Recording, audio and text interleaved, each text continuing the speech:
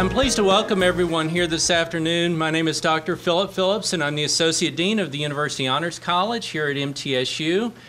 This is our honors lecture series on rhetoric in contemporary society. Those of you in the class know that this is indeed a class that's one of the requirements for graduation from the University Honors College. It's also an event that is free and open to the campus community and the community at large. And so I am incredibly pleased to see so many people here today. I haven't counted heads, but I suspect that this is the largest crowd we've ever had for a lecture as part of our honors lecture series, and I've been running this since the fall of 2011. So thank you all for being here. Yes.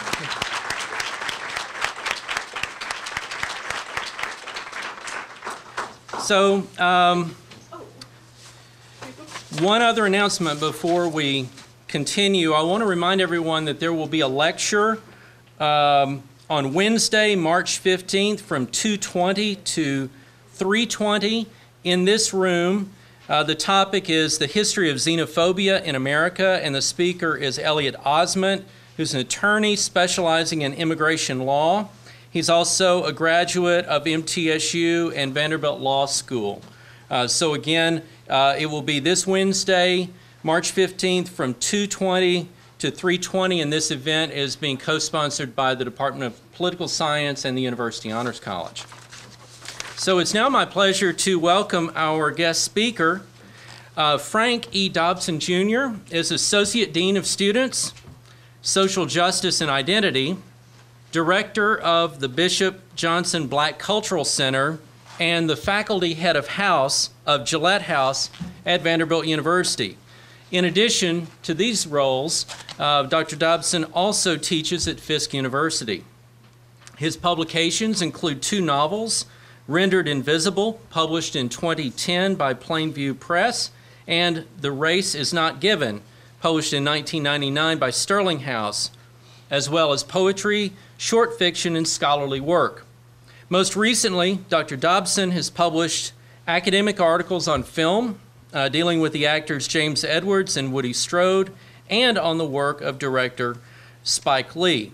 In addition to Dr. Dobson being here, I'm pleased to welcome Jeff King in the back of the room, who is the Associate Director of the Black Cultural Center at Vanderbilt University, also an MTSU alumnus, and we welcome you here today. So please join me in welcoming our speaker, Dr. Dobson, whose topic is the rhetoric of race and the Black Lives Matter movement.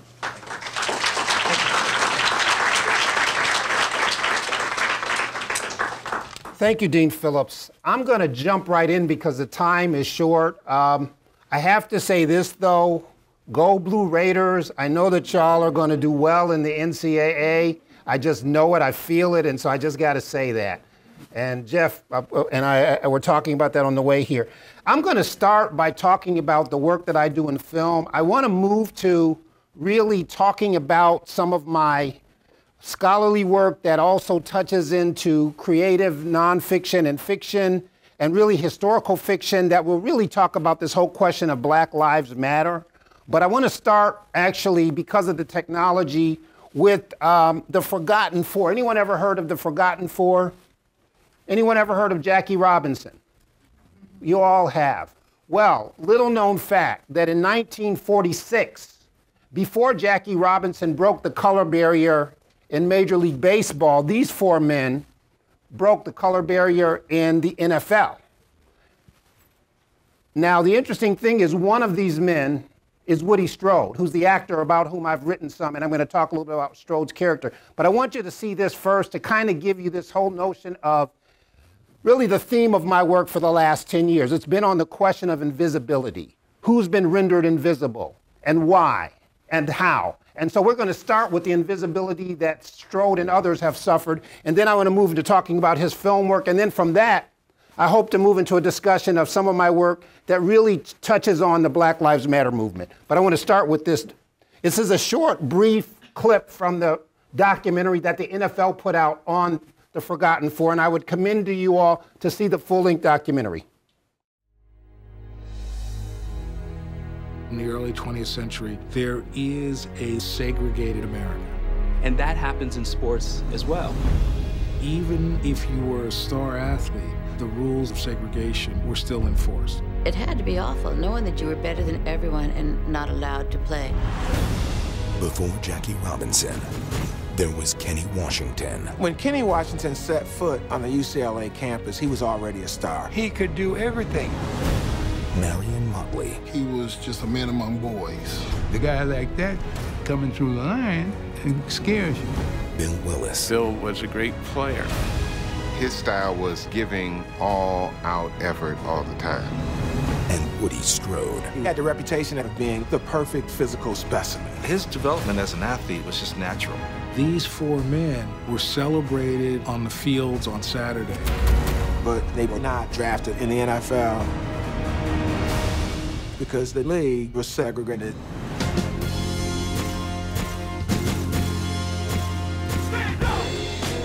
World War II finally came to an end. The country was ready for changes on a lot of different levels. He ruled the world. Everybody knew him. My father was at the right place at the right time to be able to capitalize on that. To be the first one, you take the brunt of everything. My dad said he put me in the butcher shop.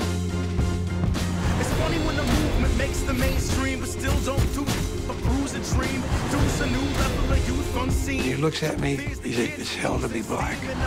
They'd step on his hands, knee him, all that kind of stuff.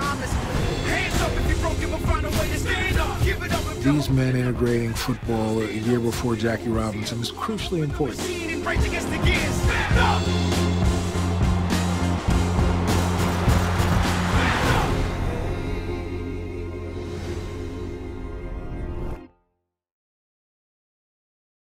I want to talk about Woody Strode not as an athlete, but as an actor. He had a long and distinguished acting career. And I'll just give you a sense of that by going, that's a biography of him and talks about a little bit about his work. That's actually him from a scene from The Man Who Shot Liberty Valance. Any John Wayne fans in here? Jimmy Stewart, John Wayne. You familiar with him? He's the sidekick for John Wayne in this movie. He plays Pompey, who actually rescues John Wayne from a burning house, right? He's the most loyal person to John Wayne in the film. There's some other pictures of Strode. You can see him on the football field. You can see him in his star role, Sergeant Rutledge, which is the first film about the Buffalo Soldiers ever made. We all know who the Buffalo Soldiers were. They were the African Americans who fought in the West, in the cavalry. And the irony of it is that about 30% of the troops that fought in the West during this time were African Americans. But that wasn't always depicted, particularly until this particular film, Sergeant Rutledge. There's a bit from, he played at UCLA in a backfield with Jackie Robinson and Kenny Washington. And in actuality, there's the three of them together. The NFL did not want to desegregate. The only reason that the NFL desegregates, and I'm going to read a little bit from the paper about Strode, but I want to give you some history. The only reason that the NFL desegregates is because of the fact that the league wanted to go to two cities, Cleveland and Los Angeles. We know the Rams are now back in Los Angeles, but they were in Los Angeles in the 30s. Strode, Washington, and Robinson had played in the NFL in the 30s. Well, the NFL actually, at UCLA in the 30s, excuse me. Well, the NFL doesn't come to LA until the 40s.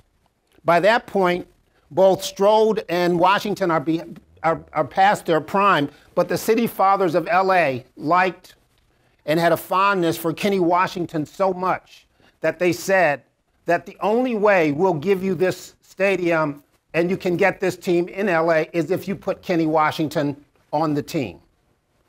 And the irony of it is also that Kenny Washington couldn't do it by himself. He had to have someone to room with, his best friend, Woody Strode.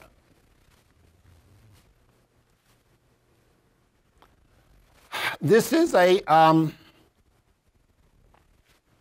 poster from Sergeant Rutledge, which, as I said, is the African-American film about the African-American cavalry. And I'm going to read a little bit from the paper with this on here, because I want to give you a sense of, again, this whole question of rendered invisible, and the fact that I believe Woody Strode was rendered invisible.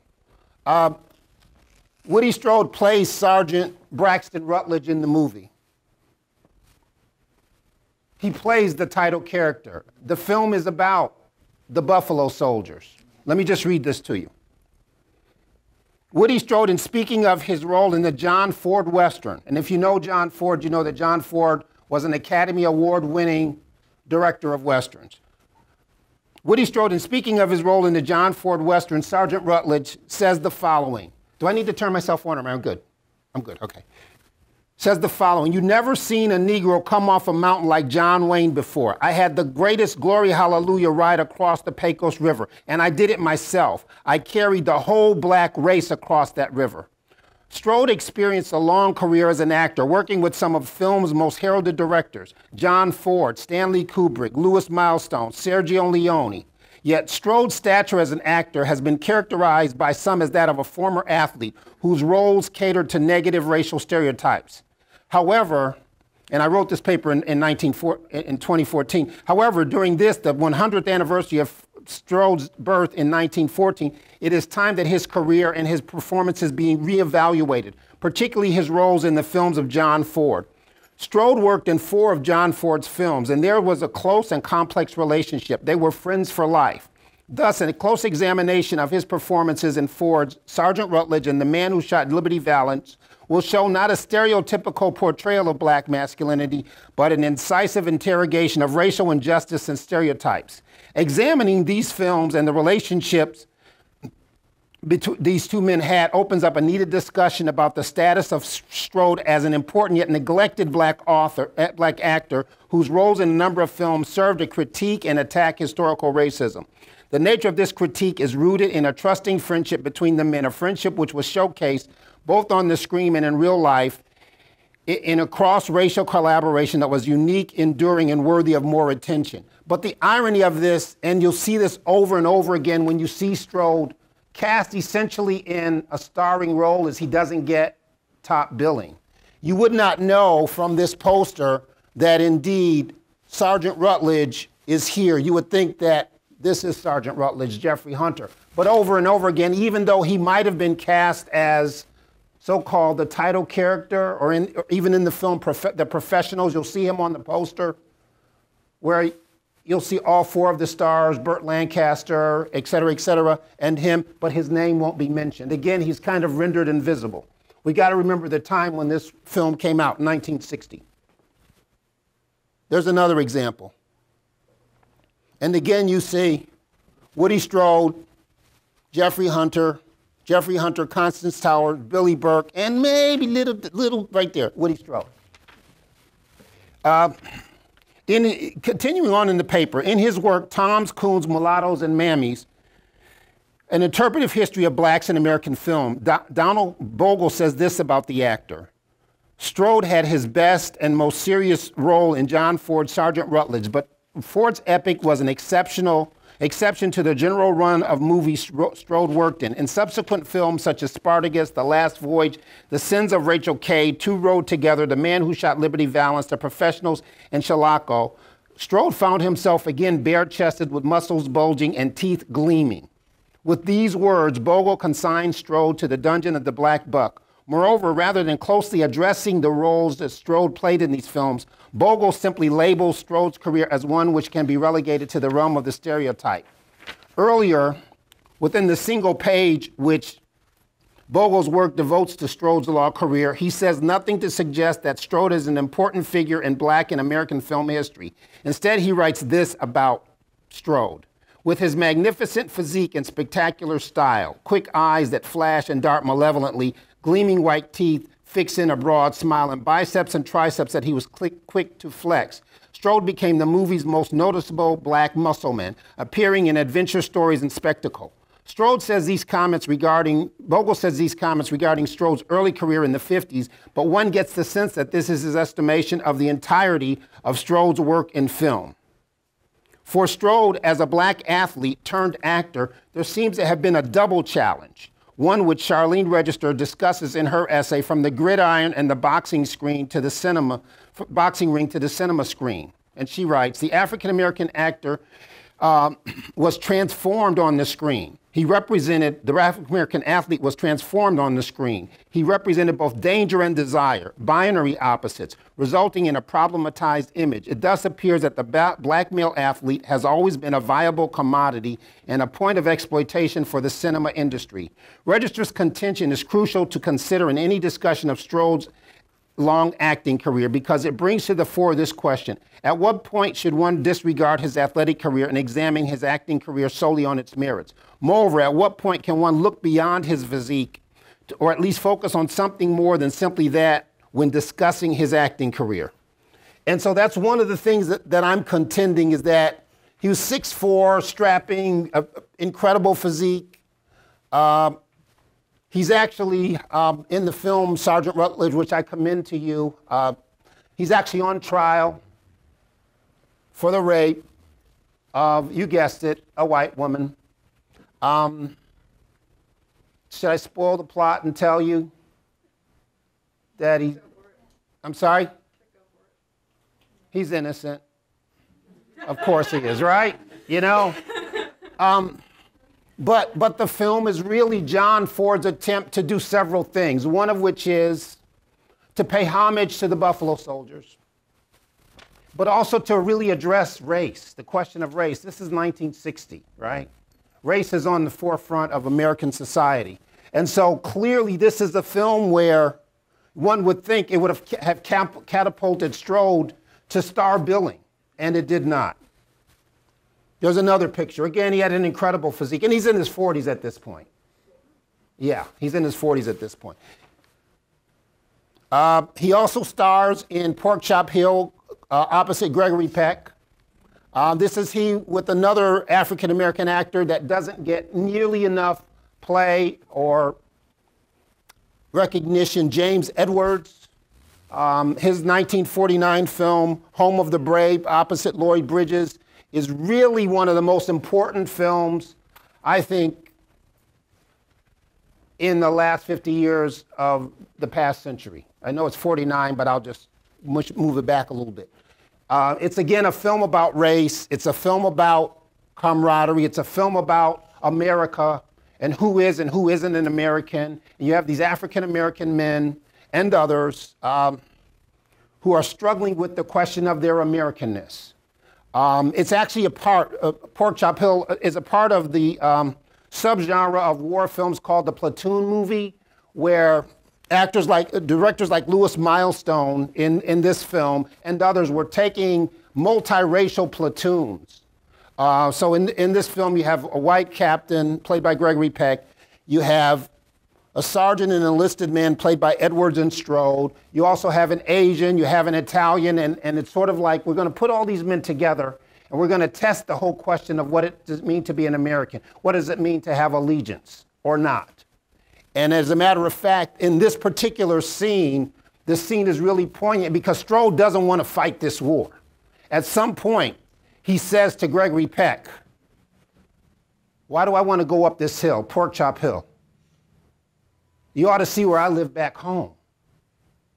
It's not worth it for me to go up this hill, given where I live back home, right?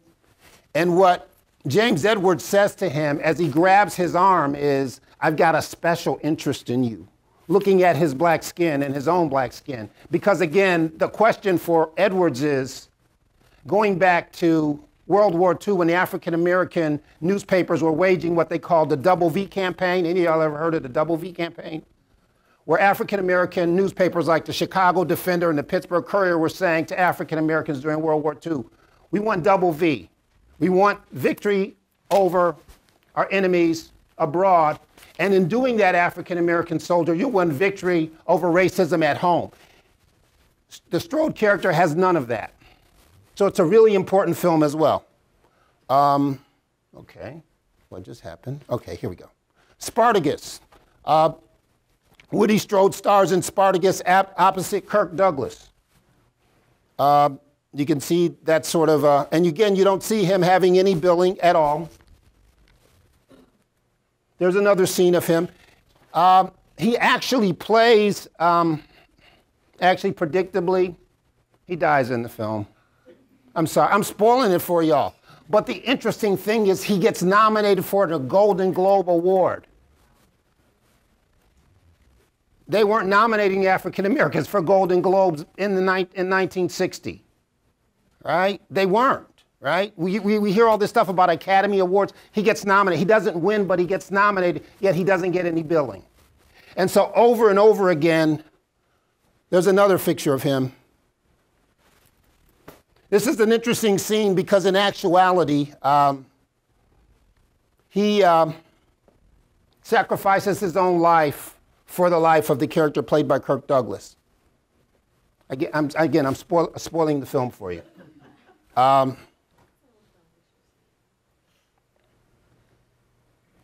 This is the man who shot Liberty Valance with him opposite John Wayne. And so really, my contention is that Strode doesn't get the due that he should as an actor. That's really my contention. And again, what I'm saying in this paper, and you can see here in Sergeant in Liberty Valance, he plays the protector of the town. He plays the protector of the John Wayne character. And it's really interesting.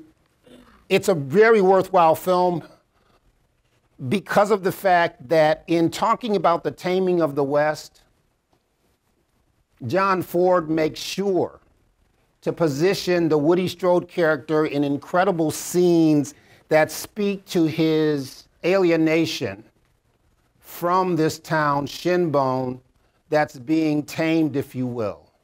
And you have, with the Strode character kind of in the middle, you have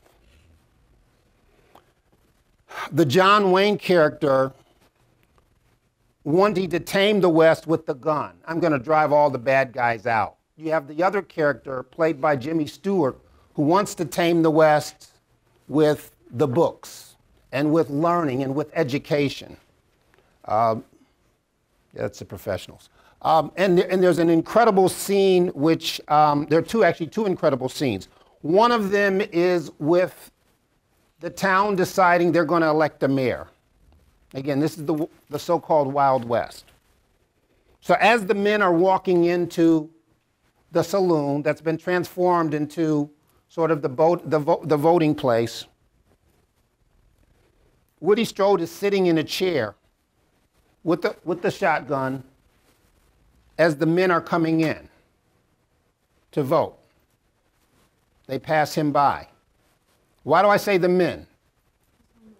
Because women weren't allowed to vote and blacks weren't allowed to vote. But he's guarding their right to vote because he's sitting on the step as they're walking in to vote, passing him by. It's an incredible scene. And clearly what John Ford is saying, and again, he uses Woody Strode as this symbol of racial injustice in this film by showing us, not saying to us, look, women can't vote, and this black man who's guarding the white man's right to vote, he can't vote either. So it's an incredible scene. There's another incredible scene in this film, and it's a scene where, again, the Jimmy Stewart character, who decide that he's come out west to help tame the West, establish this town through education. And there are in this scene, it's a schoolroom scene, and there are actually these immigrants from Sweden and some Mexican children, and they're sitting and they're being taught lessons by the Jimmy Stewart character. Guess who else is in the room? Good old Woody. Because even though he works for the John Wayne character, you can see the three of them there.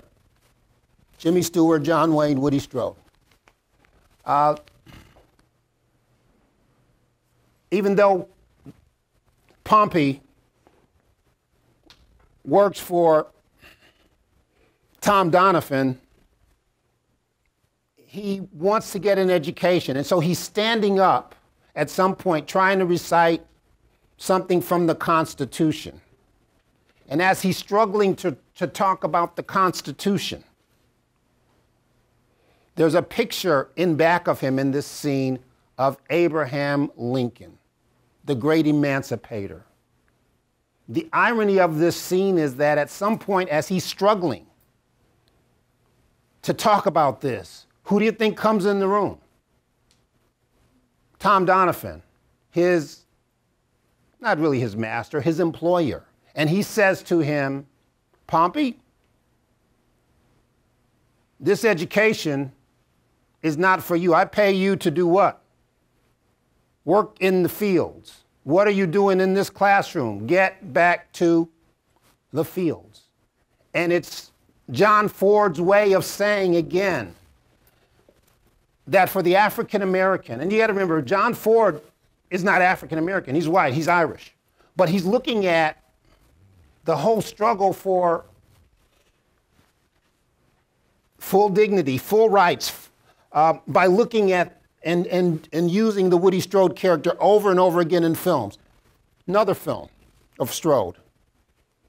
Won 3 Academy Award nominations. In every single poster you see of the professionals, you'll see Woody Strode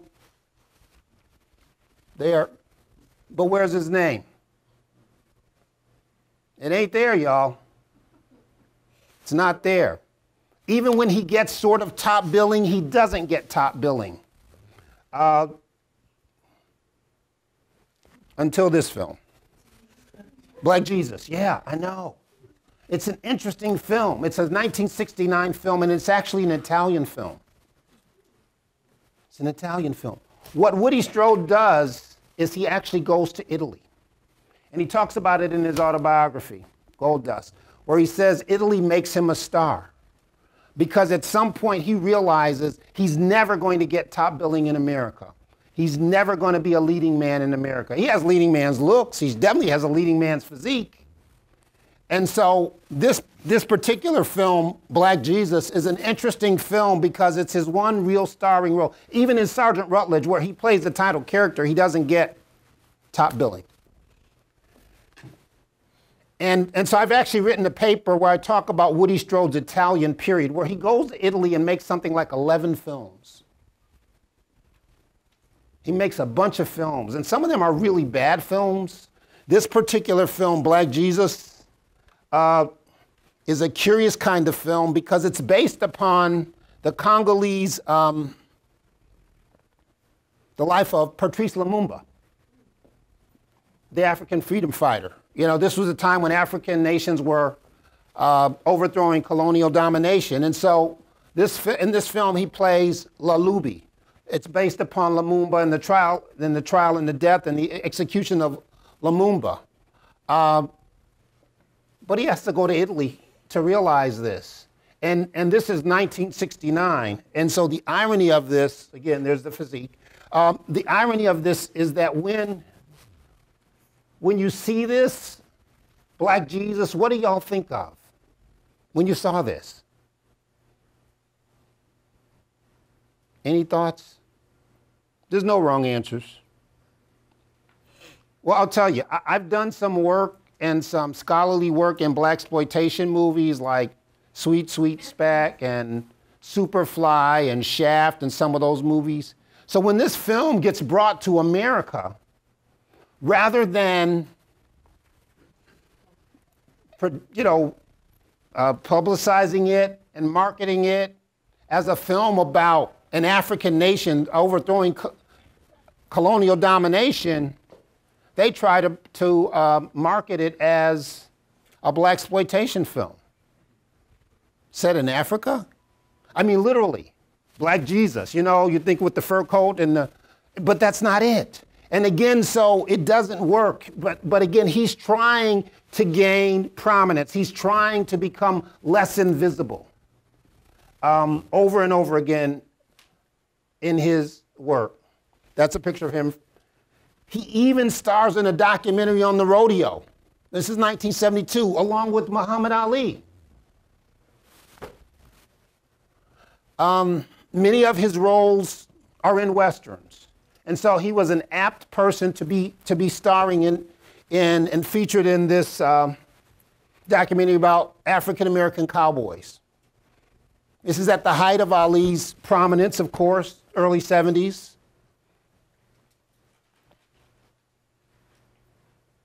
You can see some of the other people that are featured. Some of you probably remember Posse. It's an old 90s film, the story of the untold story of the West, about African Americans in the West, starring Mario Van Peebles and others. Woody Strode actually plays a role in this film as well. He plays the role of sort of a griot whose name is Storyteller. And in actuality, it's sort of these younger actors paying homage to him for all of the work he had done. But over and over again, my contention is that, and this is a scene from Posse with him as Storyteller, my contention is that he's someone who did not get his due as an actor, and hence was rendered invisible. There's a picture of him as an old man posing next to a picture of him in his incredible physique. I'm going to end this part of the discussion and move to the other part that I think will kind of tie in a little bit to the Black Lives Matter piece. But I want to read maybe the conclusion of this. And I apologize, I don't have time to show you clips from the films because there's some incredible clips that if I had more time, I would. But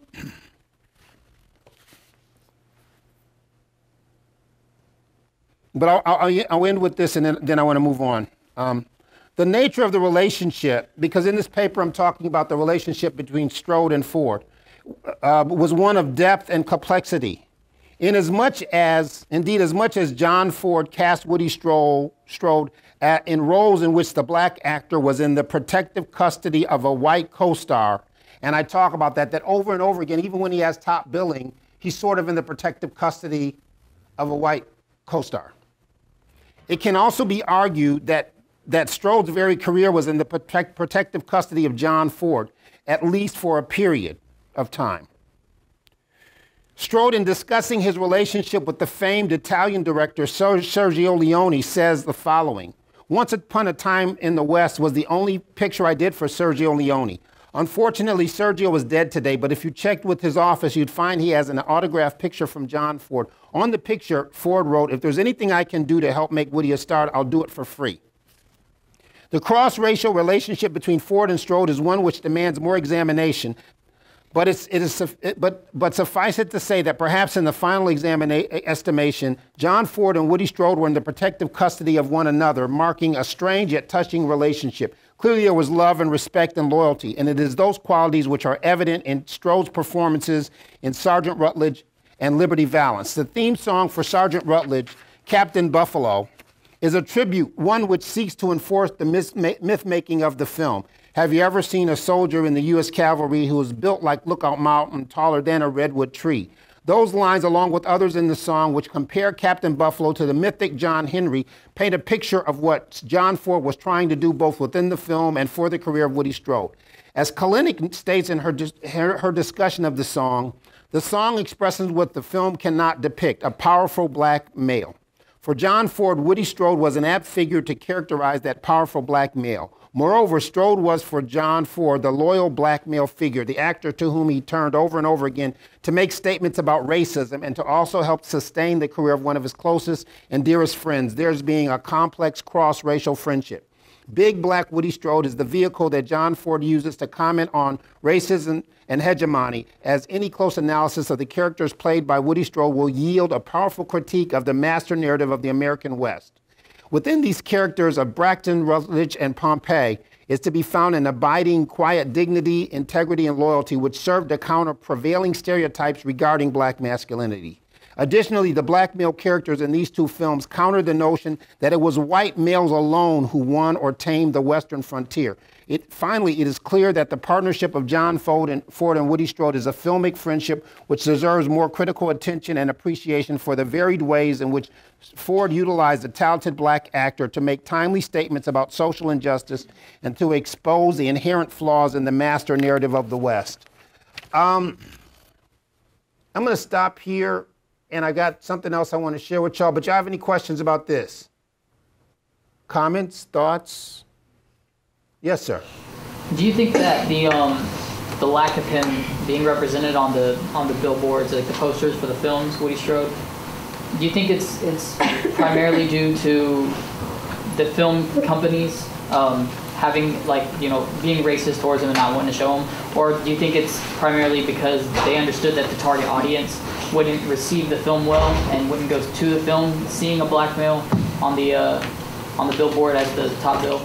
You know, it's really interesting because what happens with Sergeant Rutledge, for example, is that John Ford screened the film for any number of groups out west, talking about Sergeant Rutledge. Again, this is 1960, civil rights movement, including the Hollywood NAACP, which seemingly liked the film, but then when the film came out, they panned it. So I think part of the problem was, as you're saying, how do you, in 1960, market an African-American cowboy when most people, black and white, go, there were no black people out west. They weren't taming the West. So you're absolutely right. There was a marketing problem over and over again. Now, a film like The Professionals is, I believe, 69. It's a little bit later. And so in actuality, perhaps you could have done a better job. The country has progressed since then. But I think they again felt as though we can't market him as a top billing actor. Indeed, it's interesting that even for Sergeant Rutledge, John Ford had to fight for Woody Strode to be given the role of Braxton Rutledge because the studios wanted either Harry Belafonte or Sidney Poitier. Now, the thing was, Woody Strode was an athlete. He could ride a horse. He could rope a cow. He could do all those things without having a double. They couldn't. And so he was able to get that role, but indeed the studios didn't want him because, again, it was the whole notion of the stereotype as well. Absolutely. Yes, ma'am. How do you feel about the recent movie Get Out? That's a good question. That's a really good question. So I was reminded of. Really? Why do you say that? No, come on. I want to hear. Because I want to move to one other thing, but go ahead. It's talking about, you know, like the reversal of, not really the reversal of roles, but you know how they, you know, African Americans were traditionally, you know, silenced, and then now it's like, okay, this is what was happening 100 years ago. This is what was normal. And, you know, it's supposed to bring light and make, you know, this is not supposed to make anybody feel comfortable. And trying to, like, bring a light, but I've seen so many people just complain about it when I think it's actually a very good film. That's what my students have told me. I haven't yet seen it. Can you help me with this? I want to show you this real quick, if I can. Any other thoughts on that film? Like I said, I haven't seen it, but it sounds like it's a really incisive critique of racism. Yes, ma'am. From my experience, the people that I've seen complain about it are people who haven't actually watched it. Wow. Okay. Well, see, I haven't seen it yet. A couple of hands here. Yeah. I feel like it's more so, it gives a perspective to maybe white people that don't see it how we see it, because to me, it was easy for me to see everything in the film and like the direction it was going, because afterwards I watched like Hidden Messages and Get Out, and I was like, oh, well, that was kind of obvious, but I then realized it might not have been obvious to white people. Ah. Yes, ma'am. I saw another hand. Yes, ma'am. Well, one thing I noticed was it was like a different kind of racism. It wasn't them blatantly coming out saying things to him. It was them saying like subliminally racist things like, oh, I would have voted for Obama for a third term if I could have. And people don't understand that's racist too. If you're saying something to me as a black person that you wouldn't say normally, that's kind of racist. So there's a lot of that in there, but it was really good. Interesting. I want to move to this real quickly and kind of tie it in, and then maybe we'll have a couple more minutes to continue to talk. We've got, what, 5 more minutes maybe? 5 minutes? Okay.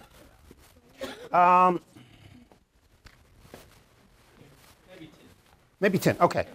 Then I'll go really fast. As I said, I'm really looking at the whole question of invisibility and who's rendered invisible and why, and what's rendered invisible, and why didn't any of you, and I'm sure there's some sports fans in here, know about the Forgotten Four, right? Well, I'm going to talk about something else that most people don't know about. We all know probably the Emmett Till story, right? Was lynched in Money Miss. We all probably know about Trayvon Martin. Some of us may know about John Crawford, who was the African-American male who was shot in a Walmart in Beaver Creek, Ohio, carrying a toy pistol. Someone called and said it was a real gun, even though he got it off the shelf in the Walmart. The police came in and shot him and killed him. He's 22 years old. Well, quickly, I've written a book about the .22 caliber killer. Anybody ever heard about the .22 caliber killer? He was a serial killer who killed black men in upstate New York. He wanted to incite a race war by killing African-American men. Killed something like 13 black men in New York State. The first victim was a 14-year-old kid by the name of Glenn Dunn who was sitting in a parked car. Subsequent victims were shot, and then later on, actually, they were stabbed. I'll skip that and move to a little bit more about the piece. There's a picture of him. He reminds me of an older version of Dylann Roof. I call the book Rendered Invisible because when I wrote the book about 7 years ago, and I went and talked to people, nobody had heard of him. These are some of the men he killed. As I said, he killed something like 13 men in Buffalo, New York, upstate New York. I'm from there, so I knew about it. He also was a killer in New York City. In New York City, he was known as the Midtown Slasher because he slashed the throats of his victims. And I kind of tie that to the fact that so much of these kinds of things we don't know about. And I would argue that the reason, that's the picture of the book, the reason we don't know about them is because society has rendered certain people invisible. And Mr. King and I just read at the Black Cultural Center at Vanderbilt a book by Eddie Glaude called The Value Gap. Eddie Glaude is a professor out of Princeton. And I would argue that for whatever reason, as Glaude says in The Value Gap, America has valued certain lives over other lives.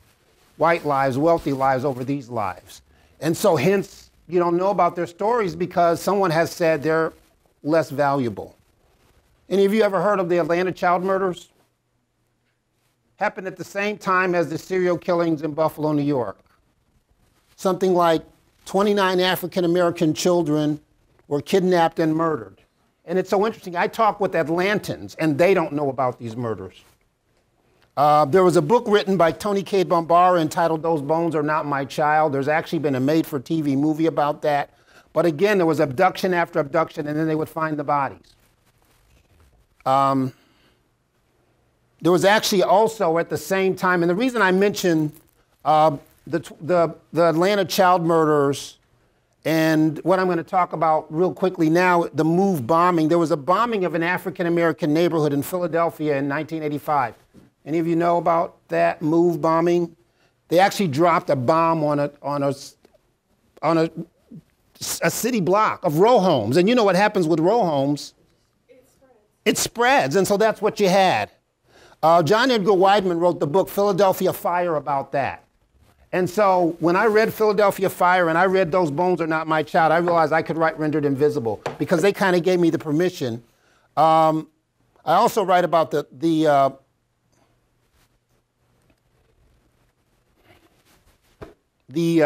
Timothy Thomas murder, but I'll move from that to perhaps this last quote, which is the Eddie Glaude quote.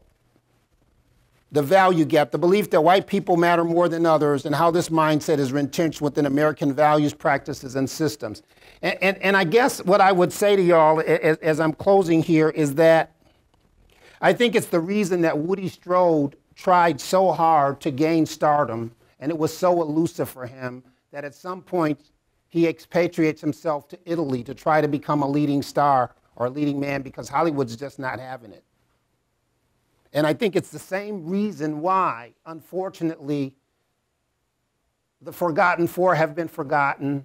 The .22 caliber killer who killed 13 men and boys isn't known because society yet hasn't quite decided that we all are equally valuable. And so my work as a scholar and a writer is to try to make that which has been rendered invisible, ignored, and bring it to light. Yeah, you had a hand? And my question to you is, do you still, with your ongoing research, notice more people who are rendered invisible? Do I, with my research, notice more people who are rendered invisible? Ongoing research, ongoing activities and ceremonies and things like that. I think I do, and that's unfortunate. Yeah, yes, yeah. Other questions, comments? Yes, sir. So we had the .22 caliber killer was back in 1971 to 1980. I'm sorry, 1980. Yes. Do you think since then we've taken steps forward or backward? You know, it's interesting because I did a presentation at another school and I had a little more time, and I tried to compare the Dylan Roof shooting with the Joseph Christopher was a .22 caliber killer back in 1980. And it's the same deranged mindset that, sparks both of those. So in that sense, no, but in another sense, I would like to believe when I look at a classroom like this one, or I look at truly integrated and multiracial, multi-ethnic classrooms at Vanderbilt, I go, we have, progressed in that sense. So I'm kind of being a little ambiguous in my answer because on the one hand, no, when I compare what happened in 1980 with Dylan Roof, but on the other hand, yes. I don't know if I advanced, yeah. That's a tough question. Yes, ma'am. So what was the difference between Poitier playing the role and Strode playing the role? Why did Hollywood choose one over the other? And would they have given Sidney Poitier billing? Did he receive billing in his movies? He did. And he was sort of the sole black star of the 50s and even into the 60s. I mean, if you think about an African-American leading man in the 50s and the 60s, it's Sidney Poitier. And he also played a certain type of African-American. There's some really interesting scenes in Sergeant Rutledge where John Ford has Woody Strode rescue a white woman from a group of Apaches. And Strode is wounded in the attack, and they're in a cabin. He takes off his shirt.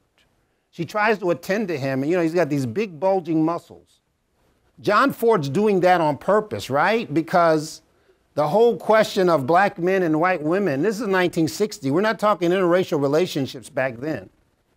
And I'm making that point to say that much of the time when we see Sidney Poitier in movies, he's not playing a leading man in a romantic movie, right? Definitely not interracial other than the one movie, A Patch of Blue. And so it's almost as though Woody Strode was too dangerous looking, big, black, strong, muscular. Some people called him the Black Yul Brynner. You want to put that on screen in 1960? And so I think that's part of it too. Poitier presented a safer looking image, quite frankly. I mean, right? Then Strode, 6'4", strapping, athletic. And so I think that was part of it as well. Absolutely. Yes, ma'am. Have you noticed any changes in the trend where we pick people, maybe of minorities, that we think are safe Do we still do that? Ooh, that's a great question. Oh my, you know what? And this is interesting because I've done a lot of work looking at African-American athletes turned actors back then, like Jim Brown, Fred Williamson, Woody Strode, and others. Rayford Johnson was an Olympian, etc. But now we have rappers that become movie stars. But it seems to me that much of the time, the rappers like Common and others who become movie stars, they become sanitized once they become movie stars, don't they? They become much more safe, right, as movie stars. I mean, Ice-T, Ice Cube, they play little children's roles and what's the one where they're taking the kids on the... Are we there yet? Are we there yet? Come on. You know, and so there's a sanitized version of these dangerous black men, right? They become much less dangerous much of the time in some of their films, not all of their films. And I really haven't looked at it, but it seems to me that Woody Strode represented a kind of danger. And so that was part of the problem as well until he got old. And then you see him, his career kind of flourishes even when he gets older. Yeah.